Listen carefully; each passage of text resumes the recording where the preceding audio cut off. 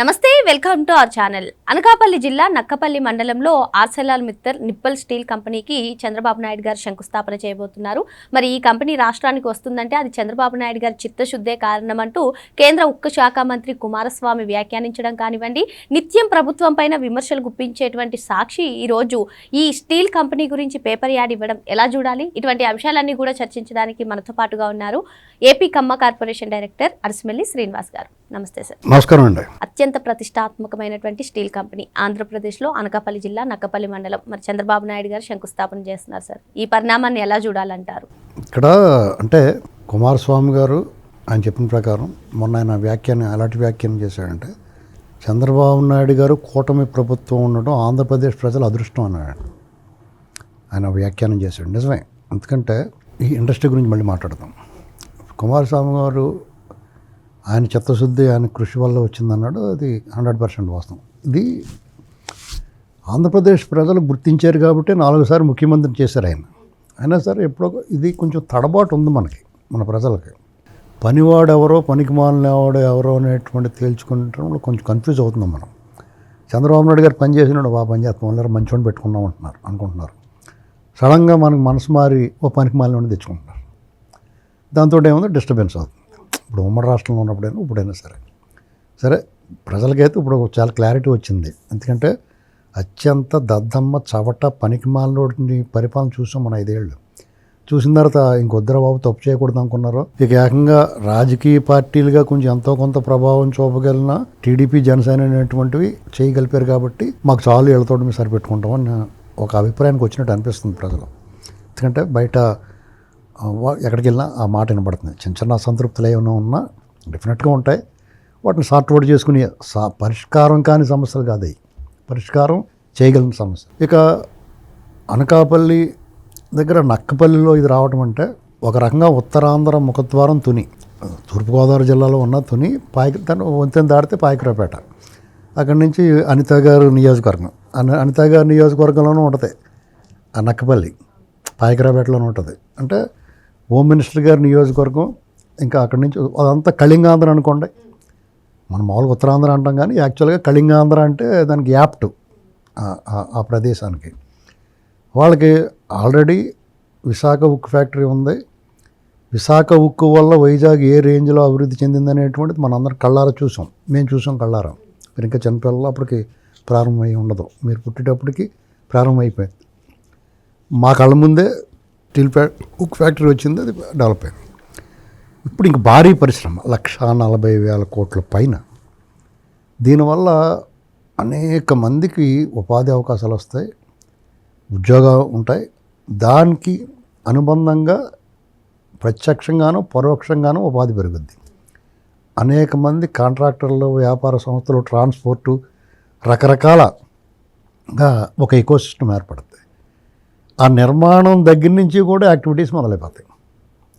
అది ఆరంభం, అది ఉత్పత్తి మొదలయ్యే లోపలనే ఆర్థికంగా లావాదేవీలు, ఆ యాక్టివిటీస్ పెరిగేటప్పటికి రాష్ట్రానికి కూడా ఆదాయం వస్తుంది, ప్రజలకు ఉపాధి దొరుకుద్ది, వాళ్ళ జీవన వ్యయం వాళ్ళకి ఒక సాటిస్ఫాక్షన్గా ఉంటుంది. ఎందుకంటే ఖర్చు పెట్టుకోవడం, చేతిలో మనీ రొటేషన్ ఉంటుంది. ఇది చాలా మంచి పరిణామం అండి. ఇక్కడ మీరు ఇందాక పేపర్లో, సాక్షి పేపర్లో వేశారన్నారు కాబట్టి ఖచ్చితంగా వేయాలి, డెఫినెట్గా వేయాలి. ఎందుకంటే అది ఒక పేపర్ యాడ్. అది వాళ్ళు ప్రకటన ఇచ్చినప్పుడు డబ్బులు తీసుకుని వేస్తారు. వాళ్ళు అసలు బుద్ధి రాత్రికి బయటపడద్ది. ఈ శంకుస్థాపన అయిపోయిన తర్వాత టీవీ డిబేట్లే పెడతారు, దాని మీద మాట్లాడతారు. అక్కడ ఏం చెప్తారంటే జగన్మోహన్ రెడ్డి గారు ఇది నేనే తెచ్చాను అనలేడు. ఎందుకంటే ఇప్పుడే వచ్చింది కాబట్టి, అది అంతకుముందు ప్రస్తావన రాలేదు కాబట్టి. దానికి ఏం చెప్తారంటే అర్ధరాత్రి 2ంటికి మా నాన్నతో మాట్లాడుతున్నానని చెప్పేవాడు కదా. ఆ మాట్లాడినప్పుడు నాన్నతో మాట్లాడినప్పుడు లక్కీగా బాబాయ్ లేడు. వాళ్ళ బాబాయ్ అంటే మాట్లాడే అతను మళ్ళీ వాళ్ళ బాబాయ్ చెప్తారు కదా వాళ్ళ నాన్నతోటి, నన్ను చెతగొట్టి చంపించేసేటండి అని చేత వాళ్ళ బాబాయ్ ఉండగా మాట్లాడతలేదు, వాళ్ళ అన్నగారిని వదిలిపెడతలేదు అతను. వాళ్ళ బాబాయ్ పక్కనే కూర్చొని అప్పుడప్పుడు ఇక్కడికి వచ్చి తిరుగుతున్నాడు. ఈ కేసు గురించి చూసుకుని వెళ్తున్నాడు మళ్ళీ ఏమవుతుందో అని. ఆ సమయంలో కరెక్ట్గా ఈ కేసు మొన్న మళ్ళీ తేడా వచ్చింది కదా, వాళ్ళ అమ్మాయి ఒకదే పోరాటం చేస్తుందని మళ్ళీ ఇక్కడికి వచ్చి ఉంటాడు, ఇందప్పుడే తిరుగుతున్నాడు, ఏంటి పరిస్థితి అని. ఆ సమయం దొరికినప్పుడు నేను మా నాన్నగారితో మాట్లాడాను, మనం ఎప్పుడో మెట్టలతో మాట్లాడాము, తీసుకురామని ఉమ్మడి రాష్ట్రం ఉన్నప్పుడే తీసుకురామని చెప్పాము. హైలీ రెస్పెక్టెడ్ కాబట్టి నాకు నా మాట మీద గౌరవంతో వస్తానన్నాడు. నాళ్ళకి తీరినట్టుంది, ఆ మాట చెప్పు నువ్వు అంటాడనమాట. ఇప్పుడు రేపొద్దున రాత్రి ఏం చెప్తాడంటే ఇది మేమే పురమాయించాం, సిగ్గు లేకుండా వాళ్ళందరూ ఇదే మొదలెడతారు.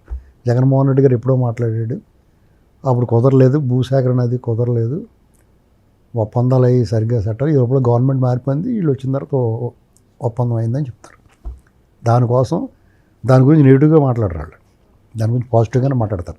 అయితే లోపల వాళ్ళందరికీ కొత్త కొత్త కొత్త కొత్త అన్నం ఉడికేటప్పుడు వచ్చేస్త చూసేవా అలాగ బుడగల కింద ఆ కొత్త కొత్తలు ఆడిపోతూ ఉంటుంది వాళ్ళకి. సాయంత్రం అందరూ ఏం చేస్తారంటే టీవీలో మాట్లాడలేరు కానీ అందరూ మీటింగ్ పెట్టుకుని కాళ్ళు ఆర్జాపుకుని జుట్లు ఎరబోసుకుని బోరుమని ఏడుస్తారు, రోధిస్తారు అందరూ. అది బ్యాచ్ పరిస్థితి. అంటే మరి ఇప్పటి వరకు గూగుల్ డేటా సెంటర్ వచ్చినప్పుడు కూడా ఫస్ట్ నెగిటివ్గానే ప్రచారం చేశారు సార్, పొల్యూషన్ గురించి కానివ్వండి, వాటర్ ఎక్కువ కావాలి, ఎలక్ట్రిక్ కావాలి అని. ఇప్పుడు ఈ ఆర్సెలన్ మిత్తల్ గురించి కూడా నెగిటివ్ ప్రచారం చేసే అవకాశం లేదంటారా? ఇప్పుడు ఏమైందంటే వాళ్ళ కూడా ఎంత బుద్ధిమాన్యం ఉన్నా ఎంతో కొంత ఎవడో ఉంటాడు కదా. మనం మరీ అడ్డగోలుగా ఇలాగా రాష్ట్రాభివృద్ధికి జరిగే కార్యక్రమాలు మనం వ్యతిరేకిస్తే మనం ఇప్పటికే చీయని ఉమ్మేశారండి. ఈసారి కొడతారు కూడా మనల్ని, ఓట్లేసి ఓడించారు ఇప్పుడు వరకుని, చీయని ఉమ్మేశారు. ఇంకా మనం ఇదే రకంగా రాష్ట్రాభివృద్ధి జరిగే కార్యక్రమాలకు అడ్డం పడో లేకపోతే దాని గురించి ఏడుస్తాను కూర్చుంటే మీ బతికిన తెర బాబు అంటారు, తిరిగి కొడతారు కూడా మనల్ని. అంచేత మనం రాష్ట్రాభివృద్ధి ఇటువంటి కార్యక్రమాలు మనం వ్యతిరేకించొద్దు. ఏ విమర్శలు ఏమన్నా ఉంటే మనం వీళ్ళని విమర్శిద్దాం, ఏదైనా అవకాశం దొరికితేనే కాసు కూర్చుందాం, మన వాళ్ళందరినీ పంపిద్దాం అక్కడికి. సాక్షి ఉంటుంది కదా, అక్కడ ఏదైనా పొరపాటు చేయను చంద్రబాబు నాయుడు గారు బూట్లు వేసుకున్నట్టు ఇటు తిరిగినా తలదూకున్న దువ్వని తీసుకుని తలదూకుంటూ ఉంటారు చంద్రబాబు గారు అప్పుడప్పుడు. అలా తలదూకున్న దాని గురించి మాట్లాడదాం మనం. ఇంతగా ఇప్పుడు మన పనికిమాలిన చర్చలే కదా మన అన్నీ నిర్ణయం తీసుకుని ఉంటారు. ఒకటి, మీకు అనకాపల్లి నక్కపల్లిలో ఈ ఉక్కు ఫ్యాక్టరీ ఉక్కు పరిశ్రమ రావటం అనేటువంటిది ఇది ఒక అధ్యాయం అండి. ఆంధ్రప్రదేశ్ చరిత్రలో ఇది ఖచ్చితంగా సువర్ణాక్షరాలతో రాసుకోవాలి, మార్క్ మై వర్డ్స్. ఎందుకంటే వైజాగ్ స్టీల్ ఫ్యాక్టరీ వల్ల వైజాగ్ పరిసర ప్రాంతాల గాజువాక అనేటువంటి ఒక నగర నిర్మాణం జరిగింది. అదొక గ్రామం. ఇప్పుడు అది ట్విన్ సిటీస్ లాగా, వైజాగ్ గాజువాక రెండు ట్విన్ సిటీస్ జంట నగరాల్లాగా అయిపోయినాయి. రెండు కలిసిపోయినాయి. ఇప్పుడు చాలా గ్యాప్ ఉండేది, చాలా దూరం ఉండేది, ఆ రెండు కలిసిపోయినాయి. ఇప్పుడు ఇంచుమించు ఇప్పుడు నక్కపల్లి నుంచి వైజాగ్లో కలిసిపోద్ది. నక్కపల్లి, అనకాపల్లి, ఇటుపక్క పాయకరావుపేట, ఇవన్నీ మొత్తం అదంతా ఒక ఎకనామిక్ జోన్ అంటారు దాన్ని, అలాగైపోతుంది అంతే. ఆర్థికంగా చాలా బలమైన ప్రదేశంగా మారుద్ది. రాష్ట్రానికి ఆదాయం కూడా ఇప్పటికి వచ్చేది ఆ ప్రాంతం నుంచి. ఎందుకంటే వైజాగ్ ఐటీ ఇండస్ట్రీ అవుతుంది, అనేక పరిశ్రమలు వస్తూ ఉన్నాయి. ఇప్పుడు ఈ పరిశ్రమ వస్తుంది కాబట్టి భోగాపురం ఎయిర్పోర్టు, ఇలాగ ఒక రకంగా వైజాగ్కి ఏం చేయాలో అది 2 ఏళ్ళలో చేస్తారు. వీళ్ళ దృష్టి ఇప్పుడు క్వాంటమ్ వ్యాలీ, ఇలా ఇప్పుడు అమరావతి గురించి ఇన్నాళ్ళు అమరావతి గురించి అసలు ఒక మాట మాట్లాడే చంద్రబాబు గారు చూడండి. ఇప్పుడు అమరావతి గురించి మళ్ళీ మొదలెట్టాడు ఆయన. అమరావతి ఏరియాలో మళ్ళీ రానున్న సంవత్సరంలో ఇప్పుడు మార్చి నాటికి అమరావతిలో ఏ రేంజ్లో మళ్ళీ కొత్త పెట్టుబడులు కొన్ని హైడ్ చేస్తారు వీళ్ళు. ఎందుకంటే వాళ్ళు లెటర్లు రాస్తున్నారు, మాకు వద్దండి, మాకు రావద్దండి, మాకు పెట్టకండి, ఇదేంది రోగం వాళ్ళకి. అంచేతగా కొన్ని సర్ప్రైజ్ ఎలిమెంట్స్ ఉంటాయి. అది మధ్యాంధ్ర అంటే అమరావతి ప్రాంతంలో వస్తాయి. ఆల్రెడీ పారిశ్రామికంగా అక్కడ రాయలసీమకి హార్టికల్చర్లోనూ రాయలసీమను డెవలప్ చేసే కార్యక్రమంలో పడ్డారు.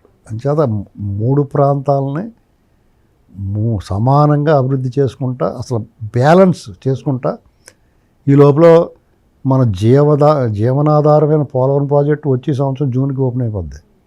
వీళ్ళు ఏడవడానికి నీళ్ళు ఇంకిపోతాయి, వాళ్ళకి గొంతు బొంగురిపోద్ది. అంత ఏడ్చి గొంతు బొంగురిపోద్ది వాళ్ళకి, గొంతులోంచి మాట కూడా రాదు వాళ్ళకి. మీకు వచ్చే సంవత్సరం ఇదే రోజుల నాటికి వాళ్ళు బుర్రబాడైపోయి ఎర్రోళ్ళగా అటు ఇటు పిచ్చి పరుగులు తీస్తూ ఉంటారు చూడండి. ఎందుకంటే అసలు ఏదన్నా మాట్లాడాలంటే ఏం మాట్లాడాలో కూడా తెలియదు ఇప్పుడు వాళ్ళకి. ఇప్పటికే వాళ్ళు ఏం మాట్లాడాలో తెలియక చంద్రబాబు నాయుడు గారు కూడా ఉగాది పంచాంగ శ్రవణంలో ఆవిడ లేదేంటి ఇలాంటి మాటలు మాట్లాడుతున్నారు. ఉగాది పంచాంగ శ్రవణం అనేటువంటిది పూజా కార్యక్రమం ఏం కాదు, అది తెలుసుకోవాలి ఫస్ట్. అందుకనే మీకు ఏదైనా తెలిసన్నా మాట్లాడాలి, అది తెలియకుండా మాట్లాడాలి. సగం తెలిసి మాట్లాడితే ఉగాది పూజకి మాత్రం వాళ్ళు వెళ్ళని వేసుకుని కూర్చుండిపోయి ఆయన భార్యను వేసుకుని జగన్మోహన్ రెడ్డి గారు అసలే పట్టు వస్త్రాలకు వెళ్ళాల్సినప్పుడు వెళ్ళడం. ఉగాది పంచాంగ శ్రవణానికి భార్యలతో ఏం కూర్చోక్కర్లేదు, ఎవరైనా కూర్చోవచ్చు, ఒకళ్ళు కూర్చోవచ్చు, లేదంటే ఇద్దరు కూర్చోవచ్చు. అది తెలుసుకుని మాట్లాడాలి వాళ్ళు ఏంటండి. అందుచేత మనం కొన్నాళ్ళ పాటు ఈ ఈ దెయ్యాల గురించి మాట్లాడుకోకుండా రాష్ట్రంలో జరుగుతున్న మంచి గురించి, అభివృద్ధి గురించి, ప్రభుత్వ ప్రణాళికలు ఏమున్నాయి, వాళ్ళ సంక్షేమ కార్యక్రమాలు ఎలా ఉన్నాయి, మనం ఉగాది నాడు చూడండి బ్రహ్మాండం. ఈ మార్చి నెల ఒక అద్భుతం. ఈ మార్చి నెలలో ఉమెన్ ఎంపవర్మెంట్, వాళ్ళకి ఆర్థికాభివృద్ధి కోసం డ్వాక్రా వాళ్ళందరికీ రుణాలు ఇప్పించడం, వాళ్ళు స్వయంగా వాళ్ళు పారిశ్రామికవేత్తలుగా తీర్చిదిద్దడం, అలా చేసేసి వదిలేయకుండా వాళ్ళు ఉత్పత్తి చేసిన ఉత్పత్తులకు అంతర్జాతీయ మార్కెట్ కల్పించడం అనేటువంటిది వాళ్ళు ఖచ్చితంగా వాళ్ళకి చాలా మంచి జరుగుద్ది. ఒక రకమైన అద్భుతమైన జరుగుతుంది.